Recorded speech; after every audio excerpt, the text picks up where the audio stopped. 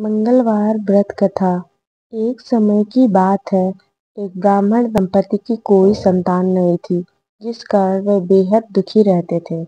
एक समय ब्राह्मण वन में हनुमान जी के पूजा के लिए गया। वहां उसने पूजा के साथ हनुमान जी से एक पुत्र की कामना की। घर पर उसकी स्त्री भी पुत्र की प्राप्ति के लिए मंगलवार का व्रत करती थी। वह मंगलवार के दिन व्रत के अंत में हनुमान जी को भोग लगाकर ही भोजन करती थी। एक बार व्रत के दिन ब्राह्मणी ना तो भोजन बना पाई और ना ही हनुमान जी को भोग लगा सकी। उसने प्रण किया कि वह अगले मंगलवार को हनुमान जी को भोग लगाकर ही भोजन करेगी। वह भूखी प्यासी 6 दिन तक पड़ी रही। मंगलवार के दिन वह बेहोश हो गई। हनुमान जी उसकी निष्ठा और लगन को देखकर प्रसन्न हुए। उन्होंने आशीर्वाद स्वरूप ब्राह्मणी को एक पुत्र दिया और कहा कि यह तुम्हारे बहुत सेवा करेगा। बालक को पाकर ब्राह्मणी अति प्रसन्न हुई। उसने बालक का नाम मंगल रखा।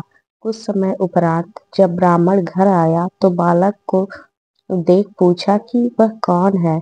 पत्नी बोली कि मंगलवार व्रत से प्रसन्न होकर हनुमान जी ने उसे यह बालक दिया है। ब्राह्मण को अपनी पत्नी पर विश्वास नहीं हुआ। एक दिन मौका पाकर ब्राह्मण ने बालक को कुएं में गिरा दिया। घर पर लौटने पर ब्राह्मणी ने पूछा कि मंगल कहाँ है।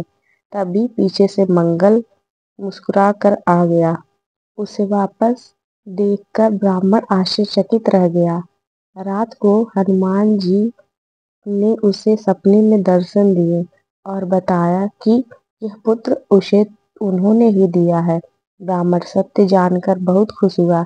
इसके बाद ब्राह्मण दंपति प्रत्येक मंगलवार को व्रत रखने लगे।